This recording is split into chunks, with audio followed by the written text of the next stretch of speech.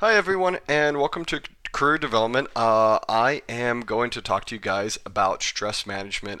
This is something that's near and dear to my heart and something that I've personally had to go through. And to be quite honest, I don't know anyone who has not. So, I think this is really helpful to everyone because no matter what happens in life, whether you think you have a stressful life or not, you're going to have to deal with it. So we might as well know how to manage it and look at the signs and symptoms before things get out of control. So let's get going. Okay, so let's talk about first off the effects of stress on the body. So physically, you're going to get headaches, muscle tension. You're going to get knots in your muscles. You could also experience chest pain, which could also, from talking about my family history, you could also talk about signs and symptoms potentially linked to heart disease. Um, Fatigue, stomach pain, and sleep problems. These I can tell you, I can personally attest to one, two, three, and four, and about five of these. So almost all of these. And then I'm going to tell you guys about my story here in a little bit. So, a lot of times, stress. I think stress is finally starting to be recognized as like, oh wow, stress actually has really, really dangerous effects on the body. But then again, we can't escape it. So what do we do? And that's going to come on the next slide. But I want to first talk about what happens on the body.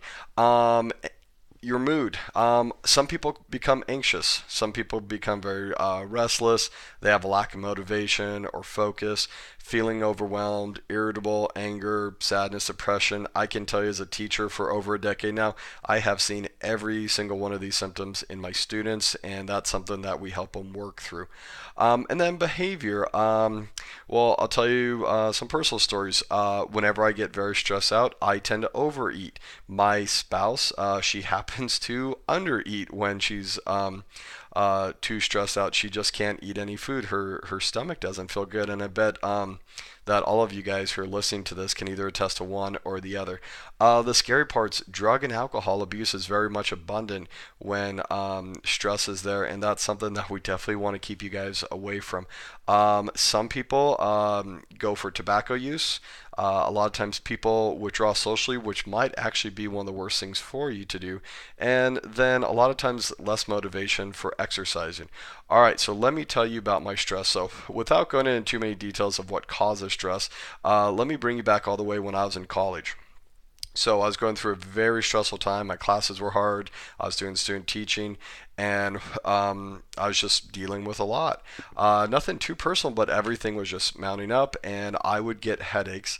And what would happen is the back of my neck and shoulders would get really, really tight, and then it would start pulling on my head backwards. And then I started getting TMJ, which is another word for it, is lockjaw, and started pulling down. So basically, my poor little temporal lobes are getting pulled down from my jaw and getting pulled backwards from my head and my shoulders. And this caused a lot of muscle tension. Actually, stuff I'm still working through 10 years later, believe it or not. I've never had chest pain before because of this. Fatigue, oh yeah, you're definitely going to be tired about this. Okay, stomach pain. So now here's some fun stories for you. Going through the stress period, I did have an ulcer. You can look that up. It is the bleeding of the interior stomach lining, and it will exit the body. And sorry for some graphic visuals for you, but that is what will happen. And then after everything was said and done, I was like, okay, sweet, I'm done. No more stress. I graduated. I was so happy and relieved, and my body started going back to normal. Started feeling good again. And then all of a sudden, I got hit with gastritis. Basically, imagine your stomach is a balloon, and once everything releases and you're like, life feels better, well, all that extra stress and lactic acid and cortisol that's been stored up into your body, it then all of a sudden it's like, oh, this is great, I can now release, and then it attacks your stomach, and your whole stomach balloons up. And one EMT ride to the hospital later, and I was in the hospital for probably about 5 6 hours. I finally got rid of the food and everything in my stomach. I won't go into too much detail on that one. So during stress, I got hit with ulcers. After stress, I got hit with gastritis. And don't even get me started on sleep problems. This is really funny, but people who overthink and very intelligent people actually have a harder time sleeping at night. So if that's you, hey, guess what? You might just be really smart. Um, Moods, go ahead, take a look at those with anxiety, restless, lack of motivation. Yeah, go ahead and pick your flavor of choice when going through stress. That's usually one of those will happen. And then these other behaviors, whether with eating, I can definitely tell you from personal experiences, please do not ever turn to drugs and alcohol during a stressful period. It will just amplify things and make things much worse. I do know many people who've tried very hard to quit smoking any and all tobacco products. My best suggestion is the easiest way to quit is to never start. And then I'm going to get over here on social withdrawal and exercising, which might be the two worst things you can do, because now we're going to talk to you guys about how to manage those stress. So, if stress is inevitable, you're going to face this.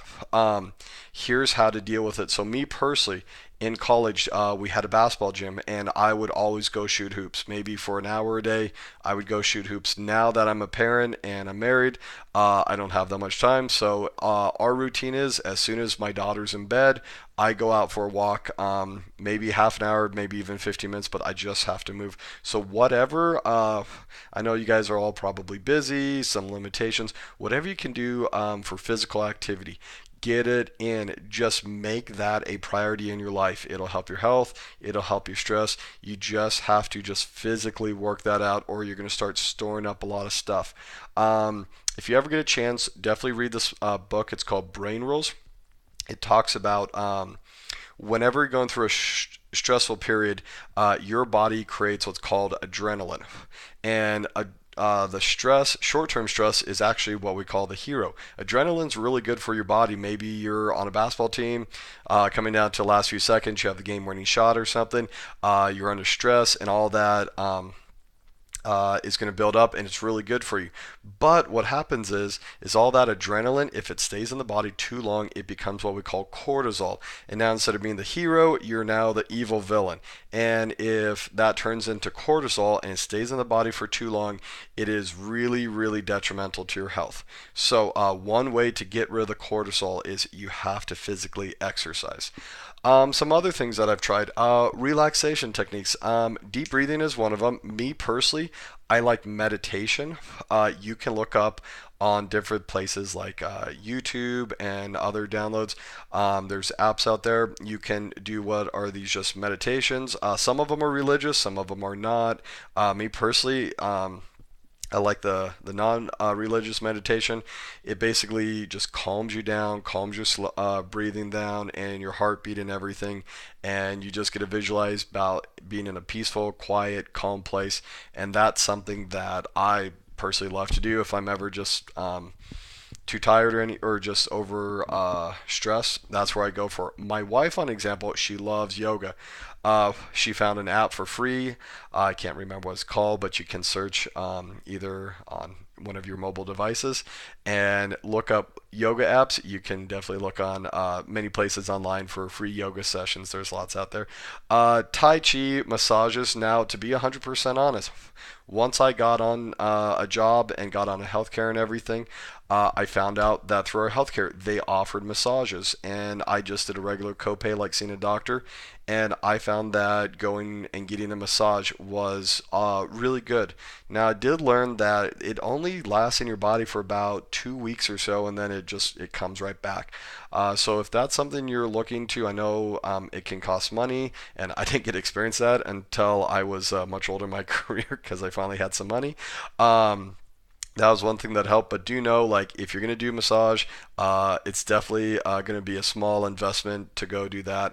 But I can tell you it's been really helpful. It really truly has. So I just want to give you all the tools that I've done and be straightforward instead of saying, hey, you can do this all for free. No, it's going to be a little investment, but hey, trust me, it's your health. Nothing's more important. Okay, this one I probably have to keep reminding myself, have a sense of humor about everything. You know what? Life's going to be hard. Face it, everybody is going to have a difficult life at some point or another. Sometimes things are great, sometimes things are bad. You just have to laugh at some things. Just step back from your situation, remove yourself, and just go, okay, this too shall pass. Like, life is okay. It's quick, it's short. Sometimes it feels too long, but have a sense of humor about it. Another thing that I've found, maybe this is completely free and this might be one of the best ones. Have family and friends. This is your support system where someone you trust and is a safe person, someone who you respect, and someone maybe that you know that they are a good listener. Go talk to them. Some people vetting all their information, dumping their bucket is the best thing. And a lot of times it's free. Maybe take out your best friend for coffee or lunch or something, and go socialize. Laughing's a really good medicine. Um, Lastly, set aside some time for hobbies. Yes, go have hobbies. I'm not saying go play Fortnite every single night, but set aside some hobbies. My best recommendation: take your cell phones, throw them away. Your laptop, everything, push it away. No TV, no interaction. Guess just go do some sort of hobby. One thing I've discovered: there's these tiny little models. I bought one in a tiny little store, and right now I'm in the middle of building the Black Pearl from Pirates of the Caribbean, and it was $6, and you use a little tweezer and it's a little metal thing, and it's so just a lot of fun, and I enjoy it. And when I do it, I take my mind off of everything else. Other things: go to a library, find a good book to read. And I put it on there. This is me personally. Do not have it on a device. Why is that? Well, because I've tried reading books on my device, and after a few pages, I'm like, huh, what's going on in Facebook? What's going on in ESPN? Let me check my email. So definitely just get a physical book. I love them. Put your devices away. Don't use them, because trust me, you will get distracted. I find myself as a pretty disciplined person. I get distracted. So throw them away, put them in another room, and put them on silent. And then lastly, listen to music. My favorite bands are Dave Matthews, OAR, Jack Johnson, and things like that. So find some music that you can just relax and listen to. And once again, get rid of your devices, put them away, and just be present. Um, anyways, lastly, if you are not sure stress is a cause of things that might be overtaking your life, and symptoms are continuing, and physically you're not doing so great, definitely go see your doctor. They might be able to find out if there's other things going on. Maybe go seek a counselor, another professional.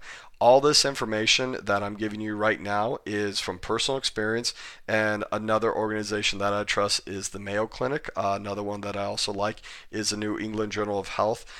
So this is all their information plus my personal advice. So anyways, if you guys ever have any questions, please email me, send me a message or anything. I'm always there to help. And so are your coaches. We have some amazing coaches and counselors here.